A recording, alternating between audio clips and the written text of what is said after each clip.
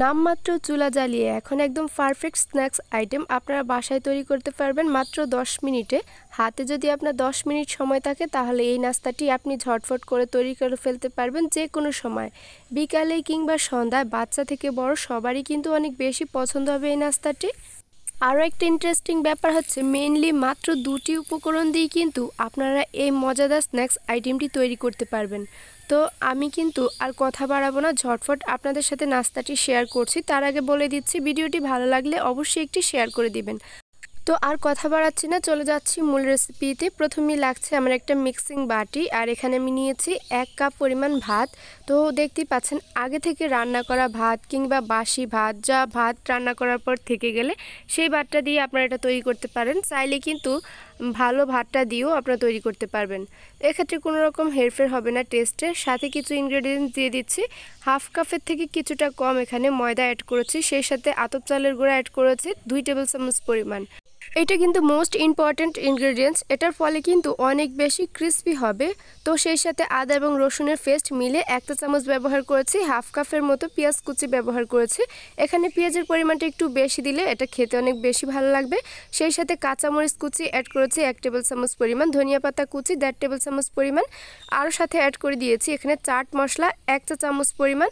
অবশ্যই কিন্তু ঝাল আপনার টেস্ট অনুযায়ী অ্যাডজাস্ট করে নেবেন। সেই সাথে এখানে অ্যাড করেছি গরম মশলা গুঁড়া 1 চা চামচ পরিমাণ, চিলি ফ্লেক্স অ্যাড করে দিয়েছি 1 চা চামচ পরিমাণ। চাইলে আপনারা এই ঝালটি স্কিপ করতে পারেন। সেই সাথে টেস্ট অনুযায়ী লবণ অ্যাড করে দিলাম। আমার এখানে কিন্তু 1 চা চামচ লেগেছে। হলুদ গুঁড়া হাফ চা চামচ, মরিচ গুঁড়া অ্যাড করে দিচ্ছি এখানে 1 চা চামচ পরিমাণ। আমি আবারও বলছি ঝালটা আপনার টেস্ট অনুযায়ী অ্যাডজাস্ট করে নেবেন। সেই সাথে জিরা এবং ধনিয়া গুঁড়া মিলে 1 চা চামচ ব্যবহার করেছে। এই স্ন্যাক্স আইটেমটিকে আরও একটু টেস্টি এবং হেলদি করার জন্য এখানে একটি ডিম অ্যাড করে দিয়েছে। ডিমটা অ্যাড করলে কিন্তু এটার টেস্ট অনেক গুণ বেড়ে যায়। তো এখন কিন্তু এখানে কোনো রকম পানি অ্যাড করা যাবে না, জাস্ট এই যে মশলা এবং ডিম থেকে যতটুকু পানি হবে সেটা দিয়েই কিন্তু এটা মিক্স করে নিতে হবে। আপনার ভিডিওতে খেয়াল করেছেন নিশ্চয়ই, আমি কিন্তু এখানে কোনো রকম পানি অ্যাড করিনি, জাস্ট এটা দিয়ে হাত দিয়ে ভালো করে এটা মিক্স করে নিয়েছি। ফাইনালি দেখতেই পাচ্ছেন আমার কিন্তু একদম মিশ্রণটা তৈরি হয়ে গিয়েছে। এখন কিন্তু আমার মোটামুটি 80% কাজ কমপ্লিট হয়ে গিয়েছে। দেখতেই পাচ্ছেন হাতে সামান্য অয়েল ব্রাশ করে নিয়েছি যাতে এটা দেওয়ার সময় হাতে লেগে না যায় এই জন্য। তো এখন চলে যাচ্ছি সরাসরি কিচেনে। আমি একটা ফ্রাই প্যান বসিয়ে দিয়েছি আর এখানে অল্প পরিমাণ তেল অ্যাড করে দিচ্ছি। আমি আপনাদেরকে বলেছিলাম জাস্ট নামমাত্র চুলা জ্বালিয়ে আপনারা এটি তৈরি করতে পারবেন। জাস্ট এই যে চুলার কাছে আপনাকে 5 থেকে 7 মিনিট থাকলেই হয়ে যাবে। কুকিং অয়েলটা কিন্তু আমি মিডিয়াম হিটে হালকা গরম করে নিয়েছি। এখন চুলার আঁচটা একদম লো ফ্লেমে রেখে এক এক করে নাস্তাগুলো দিয়েছি। আমার কিন্তু প্রায় 3টি লেয়ার হয়েছিল। তো আপনারা চাইলে এখানে আপনাদের প্রয়োজন অনুযায়ী কমিয়ে কিংবা বাড়িয়ে অ্যাড করতে পারেন এই যে মিশ্রণটি। এখন কিন্তু চুলার আঁচটা একদম লো ফ্লেমে রেখে আমি এগুলো ভেজে নিচ্ছি। আর যে কোনো ভাজা পোড়া কিন্তু একটু লো ফ্লেমে ভাজবেন, তাহলে কিন্তু এটা অনেক বেশি মুসমুসে ক্রিস্পি হবে, খেতে অনেক বেশি ভালো লাগবে। তো দেখতে পাচ্ছেন একদম লালচে ব্রাউন কালার করে আমি একটা ভেজে নিয়েছি। আর আমার একটা সাইড হতে কিন্তু প্রায় আমার 4.5 মিনিটের মতো সময় লেগেছিল। টোটালি আমার 9 থেকে 10 মিনিটের মতো সময় লেগেছিল চুলার কাছে।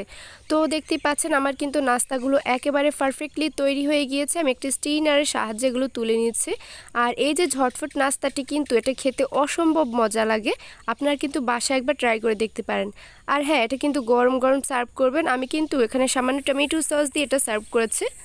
এখন একটু এটার অরিজিনাল সাউন্ডটা শুনে বুঝতে পারতেছেন এটা কতটা মুসমুসে এবং ক্রিস্পি হয়েছে। এই গরমে দিয়ে কিন্তু আমরা খুব একটা চুলার কাছে যেতে চাই না। তো চাইলে কিন্তু এইভাবে আপনারা ঝটপট করে নাস্তাগুলো তৈরি করে নিতে পারেন, কোনো রকম বাড়তি ঝামেলা ছাড়া, গরম ছাড়া।